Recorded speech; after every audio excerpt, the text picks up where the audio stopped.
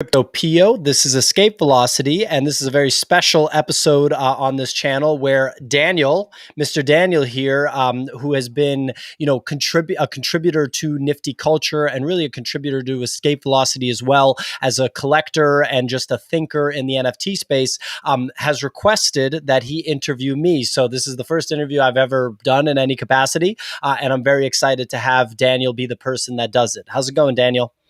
Oh man, all good. Really good. Glad to be here. Glad to be of service. I've learned so much from you and the other guys at NFT Culture, as you know. And now I'm like a pain in the ass on Discord. And every time I have a little thing, I'm like, guys, what do I do? And you guys are guiding me through it. And I've got like a million questions that I need to ask you. And sometimes I actually feel bad because I do ask in Discord when I'm really in trouble. But it's like now I get a chance to ask you all these questions that I really need the answers to. This is like interview slash me just picking your brain.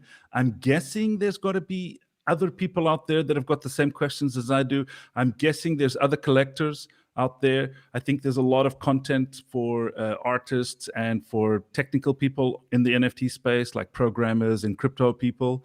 But I'm not sure. It's not really easy for me to find information that helps me as a collector. And that's what I found with NFT Culture. So that's why I watch it religiously, because it's a program that is, in my eye, it's very centered on the collector's perspective.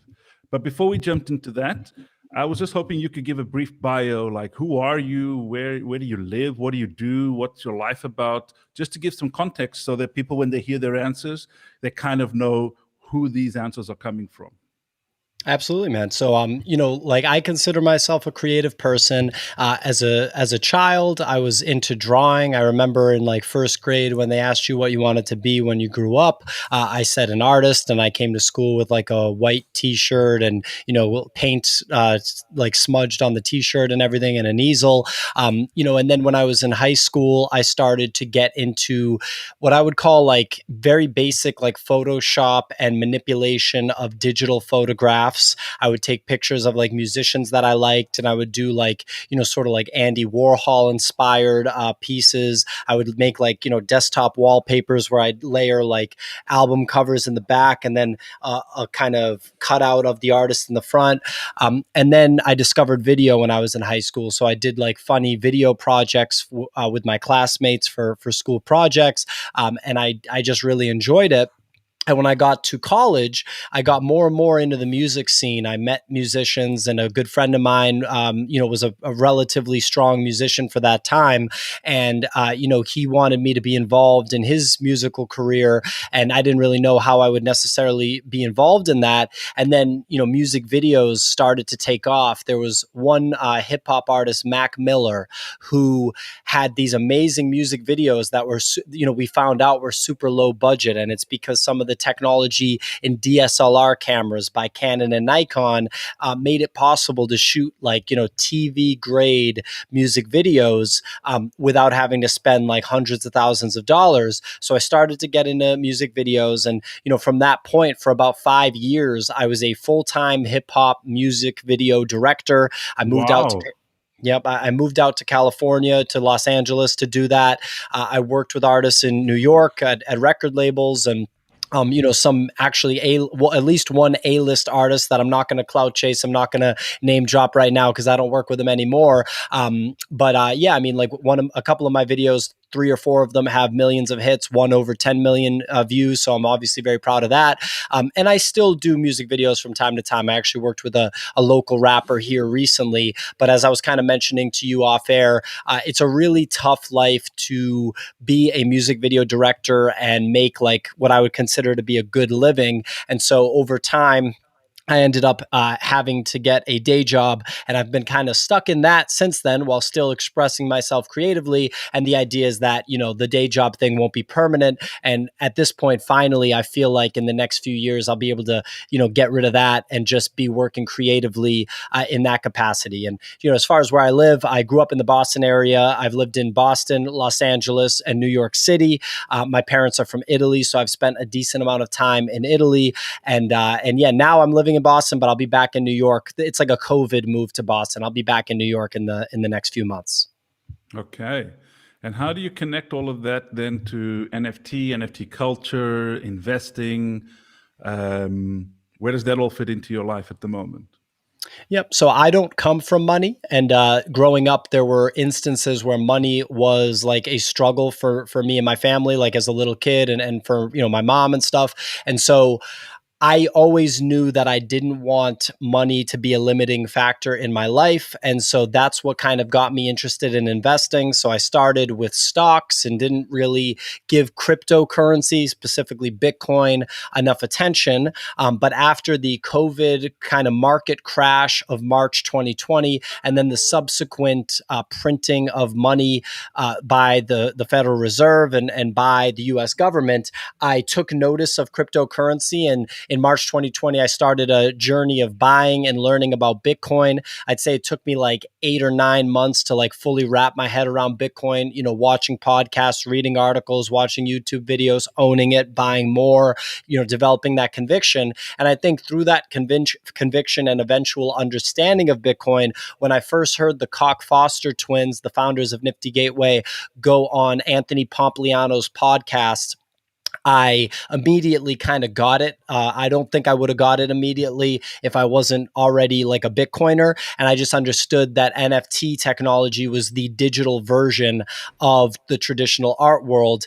And that just like, Bitcoin is the digital version of the traditional finance world. And so I Mm-hmm. got it right away. And I tried to buy the Justin Roiland first drop on Nifty Gateway. I wasn't able to buy the limited drop because it sold out immediately, probably because of bots, whatever. And I didn't know what open editions were at that point. So I got kind of discouraged. And I still, I understood that it was a thing, but I still like kind of was scared to put money in. And then a friend of mine I told about just the whole NFT system started buying them up, excuse me, like crazy. He's a guy that's been on this channel before, Jcoin.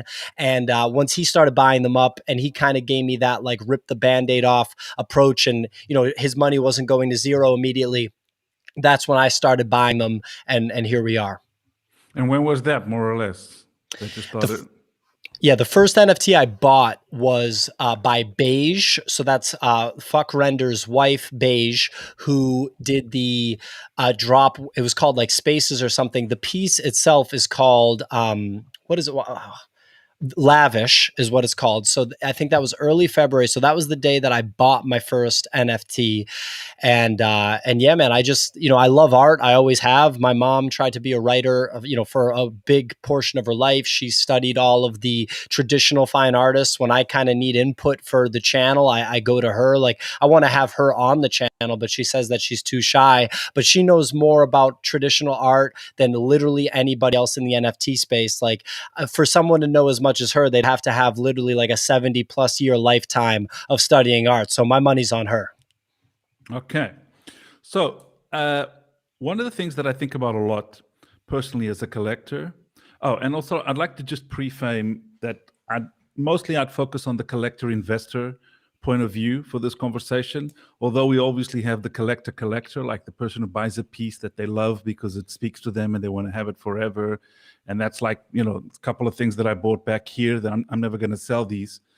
But then you've got the whole collector investor scenario. And we know we have investors that are interested in being collectors.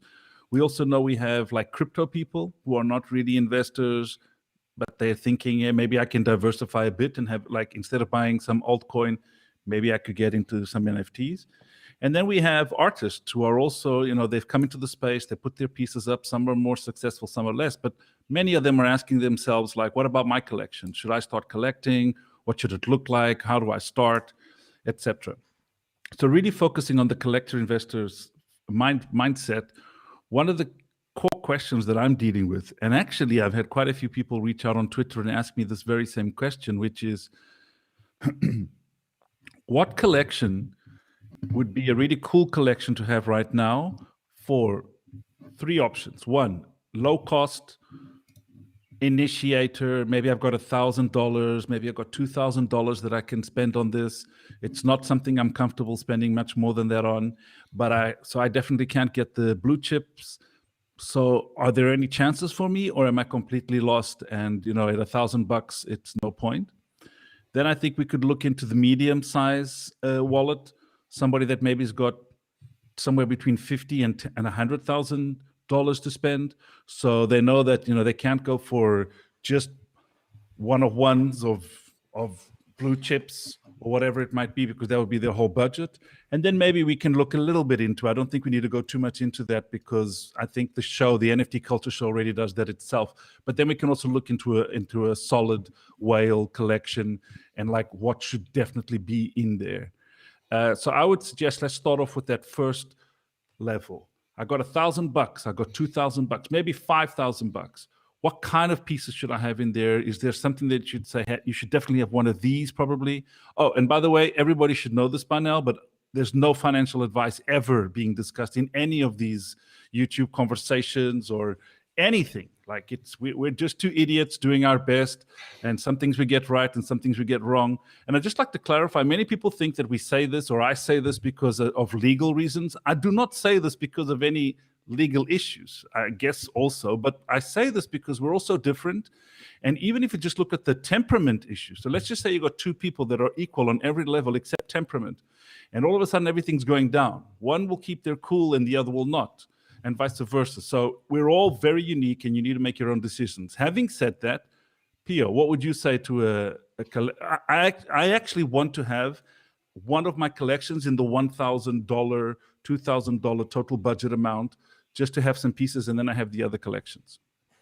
Sure. So I think that the question is twofold. If the person is approaching it where they want to be a collector and they want to have interesting pieces by notable artists that they're planning on collecting so that they can show off on social media and eventually show off in their home when NFT digital displays really catch up, then I think that that's one question. And then I think the other question is, if someone actually wanted to have return on investment when buying an NFT, which, let's be real, I think at least 75%, maybe more, of the people buying NFTs are interested in. So I'm actually going to answer all three questions at a macro level there, and then I'm going to dig into each one from a collector's perspective. But as I continue to learn about the NFT game, as I continue to go on Nifty Culture and have conversations with my partners there, speak with people like you that are new to the space but are taking a very significant interest in it, and just paying attention to the rest of the space as a whole from an investor's point of view, the more all roads are leading towards CryptoPunks as a maximalist route for what an investor should buy in NFTs. So if you're the whale that has $50,000 plus, $100,000 plus to throw around, I would just say automatically CryptoPunks, because, like, for example, Gary Vee just bought a zombie CryptoPunk for $781K, and it's looking like that might be a steal. There was a zombie CryptoPunk that sold for $1.2 million in the past month. CryptoPunks was just auctioned by Sotheby's. There's a lot going on with CryptoPunks, and people are actually CryptoPunk maximalists at this point, where they're like, I only do punks. And what I'm trying to learn more about, and what I'm trying to get some punk investors to talk to me about, is actually buying fractional shares of CryptoPunks, which you can do right now on multiple platforms, and just figuring out which option there is the strongest. Because it seems that from a pure investment perspective, CryptoPunks is the project. Just so that people know, it's one of the earliest, if not the earliest, NFT project minted on the Ethereum blockchain. There is a finite amount of punks. There's 10,000. No two punks are alike. They all have different attributes, and some attributes are rarer than others. The most rare are zombies, aliens, and apes. And there's obviously some one-off rarities like bald female with choker and clown makeup, like just random stuff where that particular punk is very valuable. And they were initially given away for free. So you effectively just had to be in the know to get put on the list of people that had punks minted. And, before you know it, they were exploding. Like back in January, a punk sold for $150,000 to gmoney.nft. It was an ape punk. And at that point, everybody was like, oh my goodness, like that's so much money. And now 150K for a punk is just business as usual. And you can't get any ape punks any for 150K. Sotheby's, again, just had an auction with punks. And if you ask G Money, he says in interviews that in January, he was like, yeah, I do think that punks are going to be in Sotheby's, but in like 5 years. And it literally took 5 months. So to me, punks are almost like the Bitcoin of the NFT space, where if I put my money into it, because I have this high conviction in Bitcoin, and I truly believe that Bitcoin is like a 120-year asset class, bet on the future, like set your money and forget it, no problem.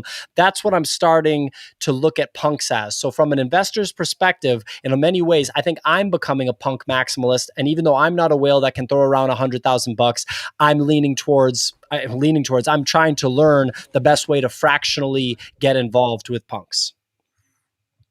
So that's part one. But what would you say to the argument that, okay, go on. Yeah. So then part two is the collector that wants to spend like $1,000 and wants a collection or wants one piece that they own in full. And it isn't just an investment in a fractional share of the maximalist crypto punk project. I would say for like $1,000, $2,000 right now, given how barbecued the NFT market is, and I do think that there will be a little bit of a turnaround on the secondary market once we see the crypto market at the macro level exploding back to the upside, which I think a lot of people are expecting now. I know I am, because we're in a position where in like 4 to 6 months, it's not out of the question. According to a lot of the experts, the maximalists that I follow, that Bitcoin has like a $150,000 price tag or more. Ethereum would follow suit. Everyone says that Ethereum might hit 10K, and I think that these things are very bullish signals for the secondary market of NFTs. So when I think about right now, which is really a market bottom, right? Because we kind of had a bubble burst in March. Crypto was doing incredibly well. The hype around NFTs was completely insane. And if you look up, Google Trends, you'll see that really was the peak. People were spending ridiculous money on NFTs. So now there are pieces that we're selling for like $7,000 that you can literally get for like 1,100. I think one of my partners at Nifty Culture, Malachi, got Victor and Victoria by Ferocious, who's effectively a blue chip artist, or was considered one. We'll see if that changes over time, for less than $1,000. So I think that what I would do. Yeah, go ahead. Let me pause you there. So there you've given a really concrete tip. So it's this Victor and Victoria by Ferocious. Yeah, could probably be a good buy for somebody who's in the $1,000 an NFT buy. Can you give us another 3 or 4? Because I, for example, got Bitcoin Angel because of your vids. And I also got it around that price. And more I'm realizing that it was such a great NFT for me to at least have one of them in my wallet. So that would maybe be a second one. Could you give another 3 or 4 examples? 800, 1,200?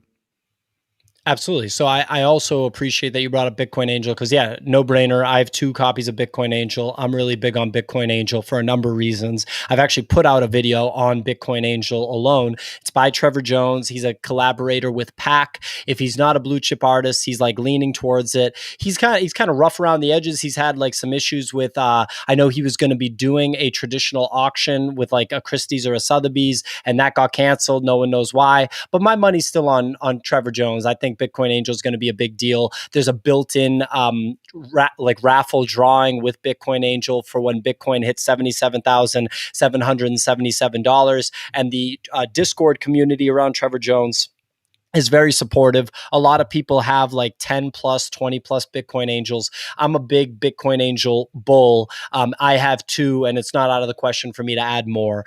So I'm big on that. And so what I would say is that, when you're looking at these pieces, you do want pieces by artists that are going to support the NFT space long term. Because when I look at it, and I realize I'm kind of digressing a little bit, but I want to just lay this foundation before I give you specific pieces. When I look at it, there's really great artists from the fine art world, that like a Kenny Scharf, for example, who literally worked on the same projects as Basquiat in the 80s, right? So this is like an amazing artist that's in the Museum of Fine Arts here in Boston, or in the MoMA in New York. And he makes amazing NFTs, and he's been involved in the NFT space, but I don't know if he's going to be an NFT artist the way that Dot Pigeon is, the way that Ferocious is, the way that Trevor Jones is proving to be. So that's a little bit riskier to me. So if I'm thinking about it, I want to know who's an NFT artist, who has a Discord, who's engaging with the community, who does creative things with their drop structures, who actually it like puts in to the smart contract features that change over time. And so at $1,000 right now, you can get Dot Pigeon, you can get Trevor Jones, you can get Okay, hold on. Ferocious. Dot Pigeon. Which pieces could you add around those levels? So at this point, Dot Pigeon has been very limited in the work that he has put out on Nifty Gateway. And so any piece that you can get by Dot Pigeon, I would recommend. There's a piece called Alexa, Tell Everybody to Go Fuck Themselves. And that's, I'd say right now, his most iconic piece because he had a burn with it. So if you bought X number of Alexas, you could exchange them. You'd burn those. I think it was 3 or 4. I think it was 4 Alexas. And then you got a supercharged Alexa. And so, he's an interesting one for sure. There's other pieces by him that might sneak down to the $1,000 level. I think everyone needs to keep in mind the market right now is just completely barbecued, the secondary market. We So a don't see lot, you, Pio. We I don't know see you on it's visuals. Oh, it's okay. coming back. Yep. Okay, go on. The market's been barbecued and it hasn't recovered yet, and Okay, things could get hold worse. on. Yeah. Take a breath. So for idiots like me, when you say the NFT market has been barbecued, what exactly do you mean? I mean that there was a bubble in March that burst where things like Victor and Victoria that Malachi just got for under $1,000 were routinely selling every day for $7,000. The Bitcoin Angel that you, me, and everybody in Nifty Culture own was selling for between $3,500 and $4,500 routinely, and then five figure prices for low mints like a sub 100 mint. And so Okay. yeah. So when you say barbecued, you mean that right now there are some steals. If you're looking at it in a fiat perspective, so if you're just looking at the dollar amount and you're not having to purchase these things in ETH, because ETH is also pretty much tumbled, what you're saying is there are some steals in the sense that there's some pieces that just a few weeks ago, a couple of months ago, were worth 5, 7, 10 times what they're worth right now. But at the same time, I guess it's also, I'm half asking a question, but I'm also telling you my opinion, which is, I mean, nobody really knows when the bottom ever is, right? Right. And we keep on thinking that we know, and we hope that we know. But I've been in Tesla for a long time, and I saw, like with COVID, when COVID hit, it dropped 20% and then 30 and then 40, and I was convinced we're at the bottom, and then it kept on dropping, and then the market was convinced that the S&P was at the bottom, and it kept on dropping. So we should also acknowledge that we might be able to get a Bitcoin Angel for $500 in a week or two's time, but the lower that we're going, the smaller the probability is, right? So at this point, the probability that it goes way lower than $1,000 is kind of very unlikely, but still a possibility to keep in mind.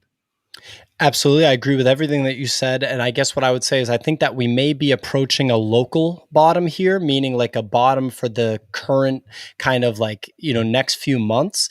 And then I think that we will come back at the macro level. Like that doesn't mean every single piece that a person bought in March is going to come back. It really doesn't. And because there's so many NFTs, it's hard to kind of tell what will appreciate and what'll just go to zero. But like using a Bitcoin Angel as an example, like I kind of use that as a little bit of a temperature check for the market as a whole. Mm-hmm. Yeah, I wouldn't be surprised if you can maybe get it at below drop price, which was 777 in this local bottom if we keep going down. But then I think that if Bitcoin and ETH rip the way that everybody's expecting them to rip, and like I have a very high conviction in that, for example, then I think that we'll see the market. Me too. Yep, I think we'll see the market pick back up. And then I think a real winter, a real heinous bottom will be after a potential big dump, after like a massive spike, the way we've seen at this point 3 times before in the crypto markets. And then I think you'll hear people say NFTs were a fad, that was fun while it lasted, blah, blah, blah, and then see the consolidation really for years. And then after the 2024 Bitcoin halving and the subsequent bull run, I think you could see something like Bitcoin Angel really roaring back, especially since at that point it almost has a vintage feel to it because it's years old. Yeah. So we'll get into an analysis of the crypto markets, also because you can't really be thinking about NFTs while not watching the ETH price. So whether we like it or not as a collector, you just, even if you're on a platform that is priced in dollars, let's say you're on Nifty Gateway, you just cannot distinguish the two of them because they're so interchangeable, and we need to reflect on that as well. Now, we discussed the $1,000 range. Now, let's take a giant leap of magnitude downwards. Give me some $100 range pieces, maybe even some pieces that costs more gas fees to buy the piece than to actually, than the piece itself. Now, I know this is a tricky question. This is a tough one, but we got to understand we have all kinds of listeners, right? And we got some people that say, no, no, no, you guys don't get it. I've got $1,000 total that I can invest right now. Maybe they even have some more cash in other cryptos, but they're like, look, I just want to put my first toes in here, and I'm not just going to buy one piece. So if I want to buy 5 pieces and I've got $1,000, what kind of either specific pieces do you have in mind, or what kind of strategies do you have in terms of the drops and the open editions and getting some steals? Because I got an Android Jones, for example, for $50 when he dropped on Maker's Place. And that's Android Jones. And I know Android Jones is a great artist, and he's got some pieces that have been sold for 10 ETH, 15 ETH, 20 ETH. I think a Dharma Dragon was sold for 22 ETH. That was his first drop. So we're talking about a serious artist, but I managed to snag a $50 little clip. It's called a pin. It's not really a piece, but I still got it, and I've got my foot in there. So what suggestions do you have either for specific pieces that you know are $100 or so? And what suggestions do you have how to keep on the lookout to get these open editions, these drawings, all of these kind of strategies? Yeah, so I think that the $50 to $100 price point is a very challenging price point to operate in if you want like a brand name artist. But I think that if you are going to be looking for that technique that you just mentioned that you used with Android Jones, which is you looked at how much his other work was selling for, and you saw like a very large disparity between his higher sales, like, double digit ETH, for example, a ton of money, versus like this one NFT that you had available for $50. So I think that would be a good tell. What I would say to people is this is major art speculating right now. If you're thinking that you want this piece to appreciate, what I would be looking at most is the artist's other work, how popular it is, how well it's done, and then how active and engaged they are in the community and how much they reward their collectors. The reason being is like on Nifty Gateway, it's not going to be easy to find someone at the $50 or $100 price point. Even bumping it up to $200 or $300 would make a big difference. And if you did bump it up to that point, I would start talking about really like earlier Nifty Gateway NFT artists, like for example, Tom Yu, whose work features Legos, it features Nike sneakers, it features some pop culture references like Back to the Future, Super Mario. This is a guy whose work has been crushed on the secondary market right now, in the sense that when it first came out, it was very low price because that was the pricing level of the NFT market as a whole when it was unproven and very early. Then because he was an OG and because his work had those themes that I just mentioned, the value on the secondary market shot up. So when a lot of people, myself included, starting buying NFTs, we saw it at that level and associated it as being at that high level. And then over time, as the secondary market's gotten crushed, it's come way back down. So you could snag Tom Yu pieces for $200 or $300 right now. And I think that there's probably a decent chance of upside with an artist like that who's proven that he's going to continue to put out NFTs, and the fans of his work, fans of Legos, fans of Nike sneakers, fans of pop culture like Super Mario and Back to the Future, I really don't think have come to the NFT space yet. So to get an early 2020 NFT by an artist that has that kind of theme to his work, and objectively the work is really cool, I think would be a very, good opportunity. But again, it's heavy speculation, and that low price point is harder to have guaranteed gains in. Okay, so one thing I think as collectors we should keep in mind is that the lower the price gets, the more speculative it's going to end up being for it to give us a return on investment, right? So I got, for example, the Dario de Siena for like, I think it was 0.06 ETH. It's now up to 0.3 ETH or 0.5 ETH. And I think that should be inspiring to low budget collectors, because it's a little bit easier for me because I can just pick up a whole bunch of things, and then once in a while something does triple or quadruple, and then I just talk about that one, so it sounds like I was a smart picker. And I've got another 5 or 6 things that I did the same thing with, but they didn't. Maybe they're even worth half. So we're not saying it's easy. And one thing I would also maybe highlight is it takes a lot of effort. It takes more effort to come in with a $1,000 budget, like literally hours of work on this, than to just jump in and buy a blue chip. Like I immediately bought a Beeple. just because, I mean, I can, and just because it's like, look, I don't know much, so since I'm so ignorant, and he's on TV all the time and people seem to talk about him, okay, probably not a bad bet. um, I would like you to address the whole drawing thing, because if I was broke and I was trying to set up a collection, I'd be in every single drawing. They're more or less always at the same time. They're pretty well organized. The Nifty Gateway drawings are really dope. And you only get charged if you win the drawing, which is already right there. I mean, you don't even have to pay gas fees or anything. So I don't know much about drawing, and I've seen you go through so many of them. I've even seen you say things on Dropbox like 2 minutes into the drawing, and you've seen how many people are getting into the drawing, and immediately you'll have a reaction saying, okay, this thing is going to pop, or this thing is not, nobody's really interested into this. So give us some ideas around a drawing strategy to start building up some sort of collection. Sure. So I want to preface this by saying that, it's not an exact science. I'm not like the drawing genius, but my observations from seeing so many of them and seeing them develop over time is that when I first got into NFTs, if you won a drawing, it was effectively a guarantee for immediate alpha. Like no matter what, your drawing was going to appreciate. So at that time, I do think that everybody should have gotten into drawings, and everybody, should pay attention to drawings and try to win. Now that opinion has changed. Now I think if the drawing is like $50 or less, or even I guess maybe $100 or less, by all means get in on it. But the thing that you have to look at is the mint count, the amount that are going to be minted, because there have been a few what collectors have described as predatory drawings. And I don't think that the artist intended for it to be this way. I think that things are shaking out, and drop structures that benefit artists versus drop structures that benefit collectors and investors are being determined over time.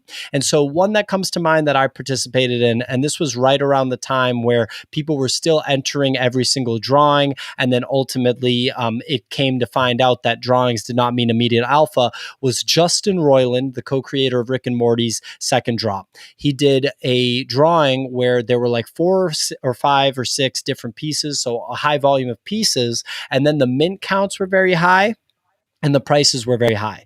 I won a drawing where it was a mint of 444, so a high mint count, and the price tag was $1,111. So the market cap on that single piece is almost $500,000. And so that turned out horribly. That was really, really bad. And there's other drawings that have been similar to that I can't quite remember right now, but they were at that time when you sort of could still like get away with that. Very good for the sales of the artist, because framing it as a drawing makes it sound like you're winning something. But in reality, an edition of 444 these days would never sell out unless it was $1. If it was $1, it would sell out, but or like $10 or $25. But there's no way anything north of like $100, $200, $300 would sell out at that 444 mint count, because the likelihood of appreciation is just so slim at that point. It's just so slim. So with drawings, I would say it's an automatic entry if it's like a $50 price tag or less. I mean, you still have to pay some attention to the mint count, because I don't want to say a $50 or less price point and then something has 2,000 mints or something, something we haven't seen before at $50. It's just not going to make sense. But like, if it's $1, then it's a raffle ticket, and you can probably sell it for at least 100 extra turns, right? Like at least $100, probably more. So I would use that as the rule of thumb. And then otherwise, you really have to pay attention to the mint count. You have to look at the combination of the mint count and the price. And then I do pay attention to how many people enter the drawings, because you'll see some drawings at like $500 price point with 25 mints associated with it. And you have like 40 people enter the drawing. So like, there's not that much interest in there. It's almost a 50% chance that you actually win it. It's actually above a 50% chance with those numbers. So in those situations, there's a lot more risk. So you would say that like something around maybe 10 times the amount of pieces minted should be in the drawing. Would you say upwards, up north from that? So if it's a 50 piece, if there's 500 people in the drawing, or 5,000 or 50,000 like with people, then fine. But if you're looking at an amount of people that have gone into the drawing that is just fairly higher, double or triple of what the amount of pieces in, you're probably not going to get that much that many people afterwards looking for those pieces? I think that it also depends on the price, because if it's a mint count of 50 with a price tag of 50, I think that that's going to generate a ton of attention. Yeah. And I think that if the price is high, the drawing might be a way for the artist to try to attract attention. And we're now seeing that some drawings just don't even sell out. So it's not even really a drawing. It's actually just an open edition, because you could just pop on and buy it flat out. And that's, excuse me, typically not a good sign. But then every once in a while, one can kind of slip under the radar. For example, this isn't a drawing, this is an open edition. But last Friday, John Norlander released another Exploding Heads open edition. I love both pieces from a creative perspective, and they're very much so of John Norlander's style. But I think maybe because it's a Friday and because people were so scared given the really, really rough week that Nifty Gateway had last week with the performance of pieces on the secondary market, something like 25 of each got minted at $500 price points. So really low numbers for an open edition, but those actually did appreciate in value, because it's like people almost, well, there were a lot of holders, like a lot of hodlers, people that actually, were interested in holding the piece. And then the people that sold were able to generate a profit. So I haven't checked that one like maybe since 2 days ago, but I'm assuming it's still in the green in terms of secondary market sales and floor. Okay, let's jump up a couple orders of magnitude. Let's get into the $10,000 range, $20,000 range. I think for this range, you don't need to go into too much detail. It's more like giving a list, because now we're talking about people that are a bit more sophisticated. They're putting more money out there. They should be doing their own research. So can you give us like 5 artist names or pieces or projects that you think 10, 20K would probably be good pieces to have in your collection? Absolutely. And this is if you're building a collection and, not looking to just have the alpha, right? Because if it's just the alpha at this point, my gun to my head response is CryptoPunk exposure through fractional shares if you can't afford a full punk. But yeah, as a collector, the big names that come to mind for me immediately are Mad Dog Jones. It was ferocious. It's tougher to say ferocious now, but it was ferocious. Hackatow, although the last Hackatow drop didn't perform as well as it should. Beeple. And a Beeple actually sold for $25,000 yesterday. So we're entering, some Beeple exposure possibility at that range. Beeple has a lot more pieces out now. There were like a decent amount of mints on his last drop at the $1 price point, because it was a drawing. So everybody that won, for the most part, aside from like the real deal collectors, was looking to sell it because there wasn't a one NFT requirement to enter the drawing. So it actually attracted people from outside the space that viewed it as a $1 lottery ticket, and you get the dollar back anyway. So those people we got to like 80,000 entrants into the drawing, which I'm gonna guess is a record-breaking amount, because it's just like a lot of people. So it shows just how weak the owners of most of those drawings are, because it's 80,000 people. So obviously not 80,000 millionaires went into the drawing. So just to make your point. Yeah, exactly. 100%. And if you look at the price history of those editions, it'll be like the guy listed it for $100,000. He waited 2 days. 90, All right. Then 90, then 80, then all the way down. And if you look at the price history of the last week since the drop last Wednesday, it's like 52, then 45, then 37, and all in the same day. And you know that I follow Beeples very closely. So I just want to defend the collection a bit, which is, okay, there's a couple of pieces that have gone out for 25 or 27K, but let's not exaggerate. There's just a couple of them. And they've all been through global orders. And I think this is actually a very unfair situation right now, because you can't make a global order for $30,000 on your credit card. Very few people can do that. So somehow this person, this Ellie trader, who I've tried to track down, I've done everything I can. I don't know who the fuck this person is.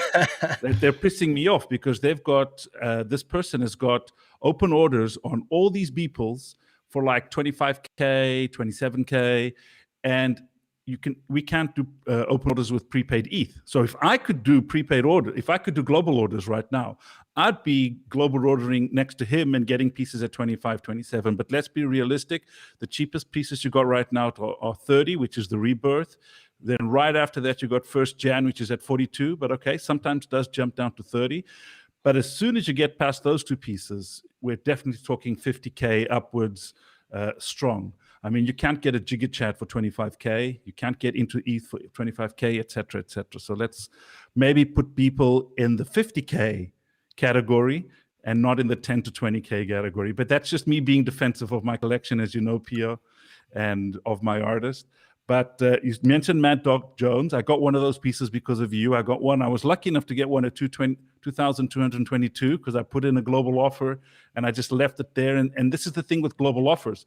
By the way, for people who don't know what global offers are, this is a really good way to get cheaper pieces. Because what you do is you go to, for example, Nifty, put global offer, and you put your amount, and it takes that amount out of your credit card. So you see, let's say Bitcoin Angel is around 1,200 at the moment. Okay, you put in a global offer of 700. Actually, Pio does this amazingly well during his drop watch videos. That's where I learned. So go check out. You do that do you do that every day, or when is the drop watches on I Escape Velocity?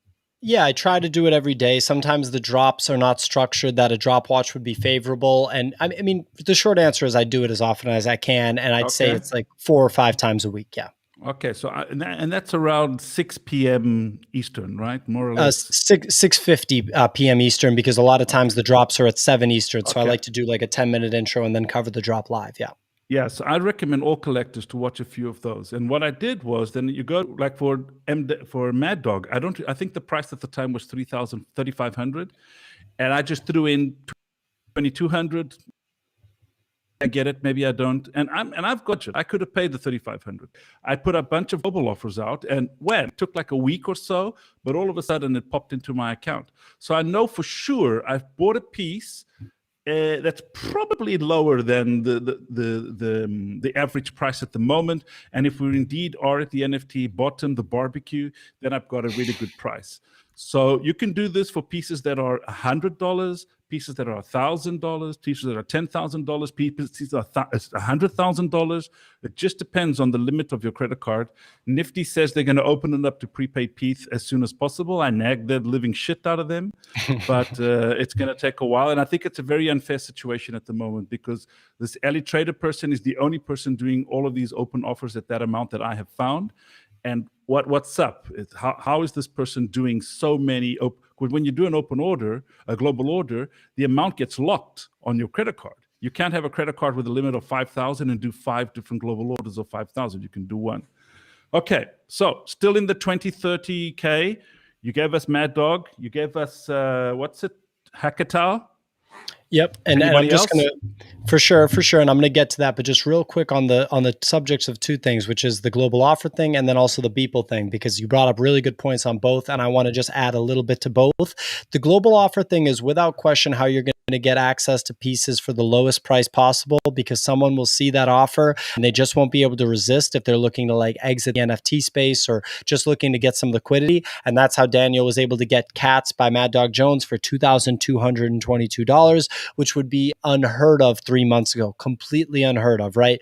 And so the one thing though that I want to bring up is that the thing you're compromising on when you do the global offers is that you have no control over what mint number you receive. So if your idea is, I want a really low mint of a piece, you are going to have to go out and hunt that and maybe try to just extend a direct offer if the person will allow that, or get in touch with them someplace, Discord, Twitter, to try to work something out. That's if you're focused on the mint count. If you just want exposure, global offer is the best way. And then on the Beeple front, I totally agree with Daniel that Beeple's really a 40, 50, $60,000 minimum artist, but I think Beeple made two mistakes with the last drop, and I think they're at least one of them is a well-known mistake, which is number one, he didn't require a single NFT in the collection for people to be able to enter. And that again attracted people totally outside of the NFT space that heard from their friends or something like that. And that caused the likelihood of a true NFT collector to win the drawing to go way, way, way, way down. And then the other issue is that it prompted those people that were fortunate enough to win to then just look to sell the thing as soon as possible. Like we talked about, start at 100K, then it's 80K, then it's 60K, then just all the way down. They would sell it for $500 if it came down to it. They don't want it. They just looked at it as a lottery ticket. And then that combined with the high mint count of 100 mints per piece, I think people will think twice before he structures a drop like that again. And I'm not throwing shade at him because this is the wild, wild west and we're all figuring it out together. And his mentality was probably like, I'm going to bring more people into the NFT space, but I actually don't think that's the result that happened. So back to the artists that are potential, in that range. Hackatow, Pack, So PAK pack. Pack's a really complex one because his last open edition in that Christie's auction with pack, which was this insane event. I have multiple videos on it. It was one of the most complex drop structures and just an incredible, incredible feat of marketing and game theory and creativity. It really, really is incredible. That drop's not even about the pieces. It's about the drop structure and the way he went about that over a 3-day period. But anyway, there was an open edition that called PAX Cube, the Cube, and the first day it was $500 with a 15-minute open edition window. The second day it was $1,000 with a 15-minute open edition window, and the third day it was $1,500 with a 15-minute open edition window. So that's a longer window than we're used to seeing. We've never seen a multiple day open edition, and then the fact that he layered it as, you really were rewarded for buying it the first day. Then the second day, it's like, oh, okay, he's raising the price. What's going to happen on the third day? And the third day, the price is raised again. And so that one trades every day now at $2,500. So it's effectively the last open edition that's really mooned, kind of. It's a lot like Bitcoin Angel was for the first month or so, 6 weeks or so of its run. And so, it's really interesting. Like, will that continue to go up? You have to actually burn cubes to create Ash, which is a cryptocurrency that you'll be able to use to buy future works by pack. So there's all these layers to think about. And if you do that, you're really entering Pack's world and you're saying, I'm interested in being a long-term collector of Pack. And who knows, that might be the best thing that someone can do. Maybe Pack really is it. I mean, he's already considered a blue chip NFT artist. He's already been auctioned by a major auction house. He's got his own cryptocurrency that you can only get by buying his pieces. His piece has been performing incredibly well. So there's so many variables to think about. And I would put him into that category, but I don't know if I can tell someone that just buying a pack cube for 2,500 is the right move. So I guess I'll pause there to see if there's anything else you want to ask about that specifically. No, I'll kind of give you a global question here, all right, about all kinds of wallet sizes, which is, I got this question today in one of my tweets, and I was actually surprised that I had never actually thought about it, because so often I've tweeted out or whatever that 99.9% of NFTs are not going to value better than ETH, appreciate faster than ETH will. Okay. Now we're going to get into that discussion in a second about cryptos in general, ETH in particular, and then the relationship between that and NFTs. But before we do, the person asked me, they said, okay, so how do I figure out what's the 0.1%? You say 99.9%, even if some of those value, they will not value as much as ETH. So how do I know how to find the 0.1% that's actually going to value more than ETH? And my question is, first, do you think we can know that? I mean, not know like financial advice, no, but do you think for a collector it's possible to make some guesses and some calculations and to get to that? And if so, what could you answer this person? I think it's really, really hard to be able to do that. I think that if you want your best bet, it's going to be like what I'm talking about, like fractional shares of a proven project, like a CryptoPunk, because ETH is going to do its thing. And it's probably going to be better to own ETH, right? Like, just to give you an idea of why I buy NFTs and why I've gotten into NFTs, it wasn't necessarily like just to like get rich or to have an appreciating asset. I guess the diversity in your portfolio thing is a factor, but at the same time, NFTs move so hand in hand with the crypto market. It's kind of just an extension of crypto in many ways. And again, 99% of them, 99.9% won't outperform ETH. I buy NFTs because I am a collector. I do like collecting. I love art. I love the connection that you can get from an artist. And I'm trying to have my lifestyle be built into the NFT space. As you can tell, like, I'm really enjoying this conversation. I want to have more conversations like this. I want to have more conversations with artists like the one I had this morning with Siobhan Wong. These are the things that I'm looking for. If it's purely an alpha thing, it's going to be really, really tough, and you can speculate. But the trading thing comes into it as well, because then, if you were someone that bought Victor and Victoria by Ferocious at drop, it was $1,111 at drop, and then it shot up to literally like selling for $6 or $7 every day. I have to think that it outperformed ETH during that window, but now you can get it for below drop price now. So the trading factor comes in too. And I know a lot of people want to hold things long term and not worry about trading, myself included. Yeah, I'd just like to clarify that I never have anything to say about trading. So I don't trade. I don't know how to trade. I lose money when I trade. Every time I've tried trading, I got screwed. I'm all Yeah. about the long-term investment. Doesn't mean I won't sell a piece that I just bought, but that's because I regret having bought it for some reason. I realized that, okay, I didn't know what I was doing. So let me just try and flip it, and I'll try and flip it for a little alpha or not. But my intention whenever I buy a piece is that to not ever have to sell it, whether that's in equities, so a share of a company, whether it's in the crypto universe. I mean, in 2017, when I got into cryptos, I made the same mistake that I'm going to guess many, many people make when it's their first ride, which is, oh, look, ETH is going up faster than Bitcoin. Let me exchange some of my Bitcoin for some ETH.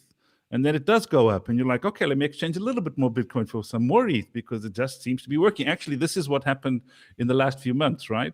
With ETH overperforming Yep. Bitcoin. And then I regretted it because by the end of the day, when I realized, then things switched around. And I'm not going to go into the details, but BTC ends up being more conservative on the way down, and altcoins come back into it. So I don't do any trading, and nothing that I say, and I think also Pio just said the same thing, is really any idea around, oh, buy Bitcoin Angel today because next week you might sell it for 1,500. That's not what we're talking about. We have no idea. Maybe next week it's 800 because who knows what the crypto market is going to do. So, crypto market.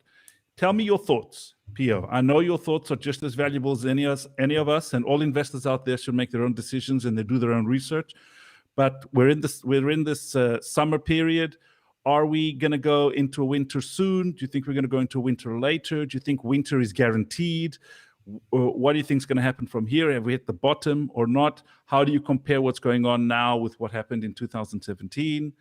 And also, that kind of macro thought. And then along the way, do give your comments about Bitcoin in particular, Ethereum in particular, and any altcoin that is interesting to you in particular. Absolutely. So I'm a Bitcoin maximalist. That's the first thing Me that I'll too. say. Okay. Okay. Cool.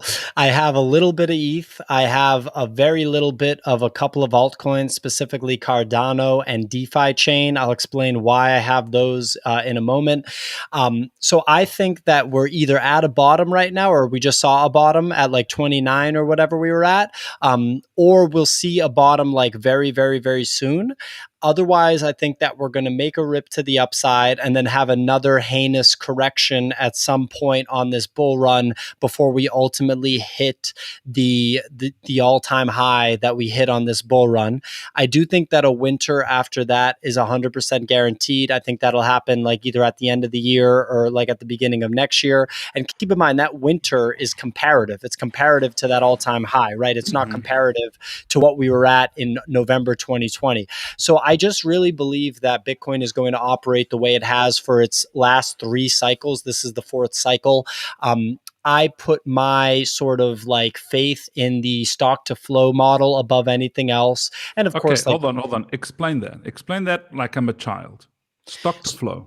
so stock to flow is a model that treats Bitcoin as if it is gold or silver, because a lot of people don't realize, like, people try to compare Bitcoin to Ethereum or to another cryptocurrency, or another crypto asset, I should say. But really, I view Bitcoin as like the cryptocurrency or the crypto asset, and then Ethereum, Cardano, all of these other crypto applications they serve other purposes, and they can be tokenized, and thus they can be used as money, just like how you can buy an NFT with Ethereum, because of that's a product of the really strong technology. But I view Bitcoin as the institution grade safe haven asset that is a competitor to gold, and it's gonna murder gold. It's like gold is no competitor to Bitcoin, whereas like Ethereum and Cardano are competitors, right? It's not Bitcoin versus Ethereum to me for those purposes. And that doesn't mean that I don't think that it's impossible for like an Ethereum or another crypto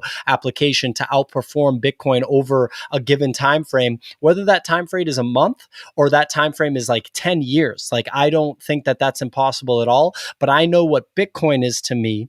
And that stock to flow model treats it like gold or silver and compares the demand versus the incoming supply. And when you look at that chart, Bitcoin's actual performance is married to it, with the occasional digression, mostly to the upside. If you look at the chart, most of the digressions are actually to the upside. You do. Show us the chart. Explain it We have the screen ready, so show it. It's much easier for us to understand.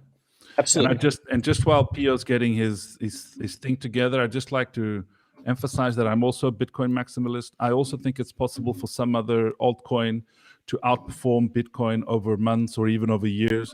I even see it as possible that we could have Ethereum take over in market cap in terms of Bitcoin. But in my view, and I think Pio just said the same thing, that will be always a question of time. At some point in the humanity's future, whether that be 20 year, 50 year, 100-year horizon, Bitcoin will ultimately be the hardest asset of all of these assets, to always be the guiding one. And that's what Bitcoin maximalists tend to agree on. So, stock flow model. You can take me off the screen just to give you more space to visualize what you're looking at. Sure. So why don't we do this? Yeah, I'll split the screen up like that. So this is not the updated model. For some reason right now, the updated model doesn't want to load, but the red, which is the model, is actually, the same. And where we're at now is we went right along this line, right? Married to this trend line. And then our current digression is to like right here. So slightly below the model, right? When I was talking when I was talking about the digressions mostly being to the upside, it's because look at this. This is a massive digression to the upside. Look, massive to the upside, upside, upside.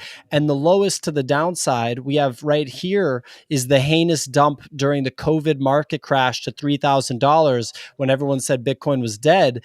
And if you look at it, it's just a blip on the radar. It's like no big deal. It's no problem. And that's that purple spot, that bottom right there. So that's March 2020. Correct. March 2020, right there. And if I look over here, these movements to the downside, they might feel really rough in the moment, but when you sort of zoom out and look at the chart, it's really not that big of a deal, right? So I saw so much panic, so much fear, uncertainty, doubt, including on the Twitter pages of Bitcoiners over this 51% correction that we had right now.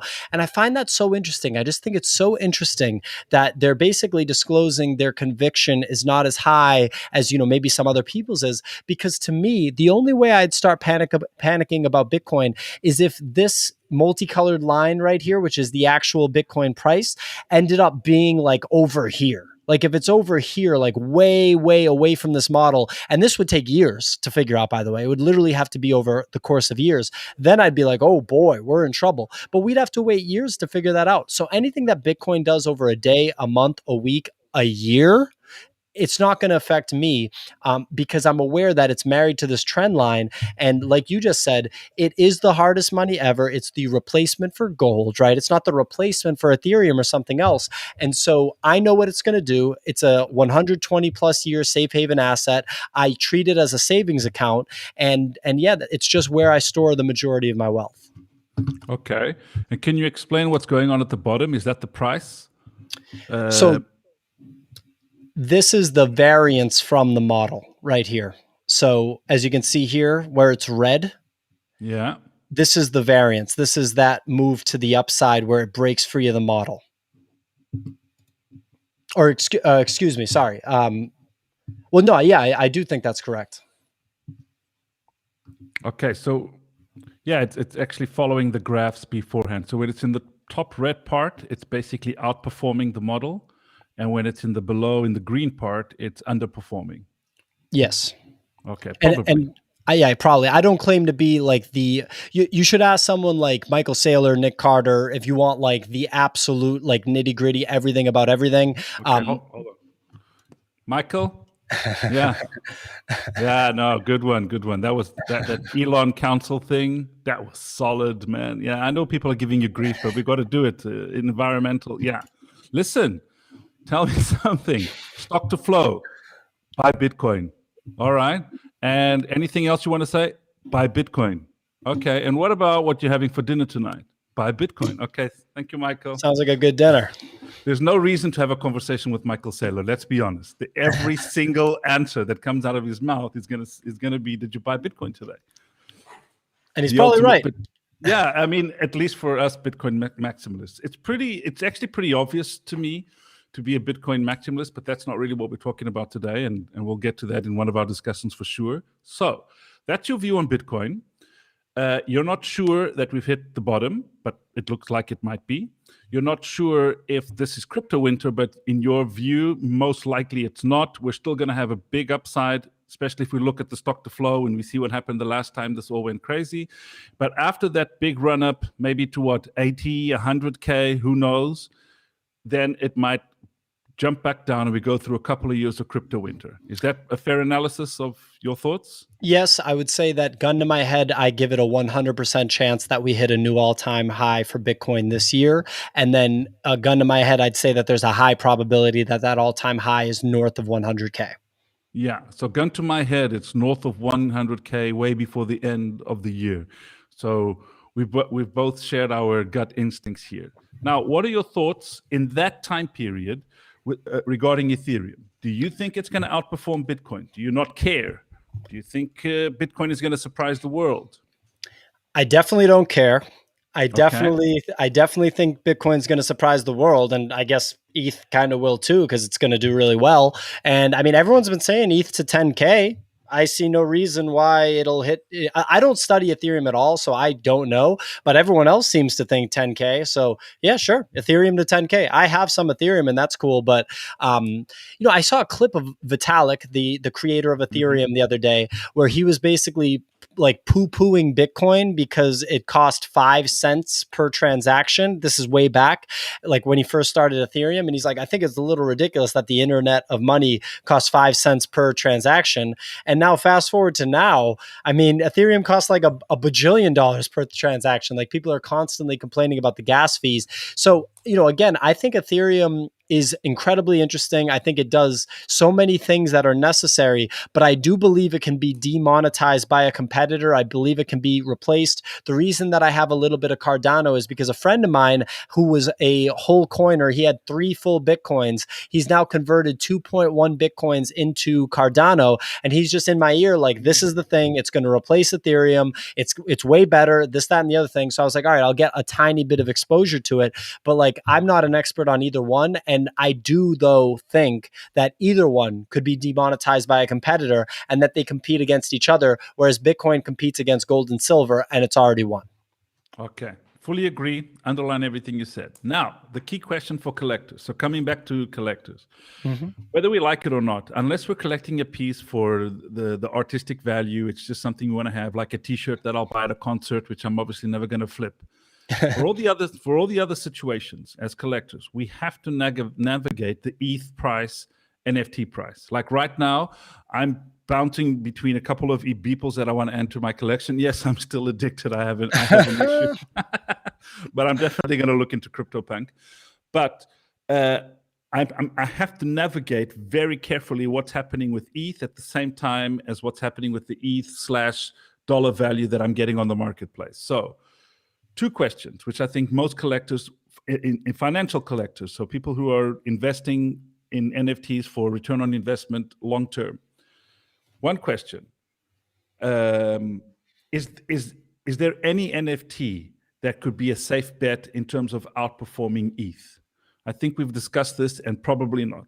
Like probably there's not one safe haven. You'd probably want to just look for the most blue chip, most secure, most solid project out there, whether that be CryptoPunk or another two or three, and not array from everything else out there is going to be frivolous compared to what ETH might do in the next few months. Like if ETH gets to 10K, as many people have suggested, or even 20K, that's 4 times where it is now. So it just completely changes the balances. What are your thoughts on that?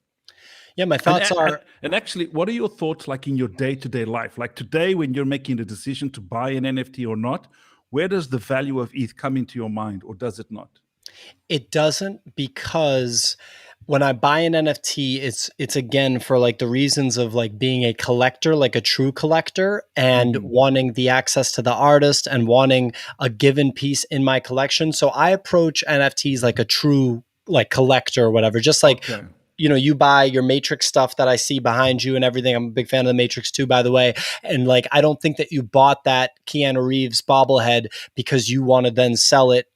Maybe eventually, right? It'll appreciate in No, uh, never. Oh, I know that you don't want to sell it, right? Yeah. But like someone could make that argument. They could say like, "Hey, someday these collector's items are going to be worth a lot of money. I'll leave them to my kids," and they're probably right, right? But the thing is like you could have bought Tesla stock, fractional share for the same amount, and it would appreciate, and it's more liquid. This, that, and the other thing. So I approach the NFTs the same way you approach buying those collectibles that you have behind you. With Okay. regard Yeah, and with regards to outperforming ETH between now and the end of this bull run with an NFT, I think that's going to be really, really hard to do. Again, just because like whatever amount of money you put into an NFT for it to 4 or 5x in that short of a time frame is going to be really hard. The funky thing about buying art is like billionaires, rich people, they actually keep like a considerable amount of their net worth in art, art by like Van Gogh and Jackson Pollock and Basquiat and stuff like that, like these huge names, Picasso. And the reason they do that is because that art does appreciate at this completely absurd clip. It's like the most most highly appreciating asset you can buy. But the thing is, it's definitely not like a smooth, like linear increase. An artist can become a hot artist, and all of a sudden, one guy buys a Basquiat for literally $180 million, and then it's just like Basquiat, Basquiat, Basquiat. And I think that you'll see that with NFTs as long as they continue on the trajectory of just being the new version of art and collectibles, which in my heart of hearts, I truly believe will be the case.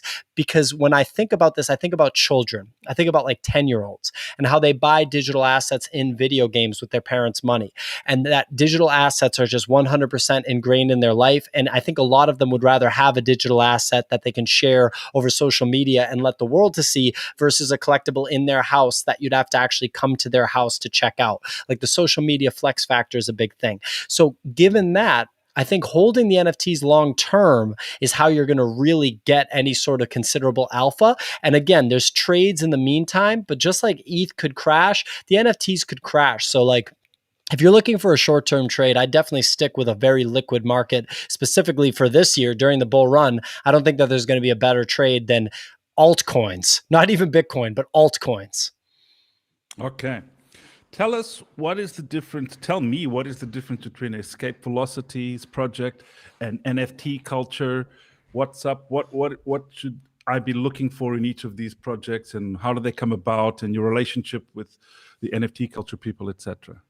Absolutely. So I started my YouTube channel, Escape Velocity, with the desire to do projects like these and journalism effectively on the NFT space, and then ultimately do my own content creation. As a music video director, I want to be able to shoot content. Like I would shoot a hype video of Trevor Jones painting something, like Trevor Jones in his studio, or documentary content like that. And I've started that at this point. I have some content that's going to be coming out with Black Dove, which is an NFT display company down in Miami that I shot 2 weekends ago. And I've already finished editing one piece and sent it to Black Dove, and there will be more coming out. So that was the master plan with Escape Velocity.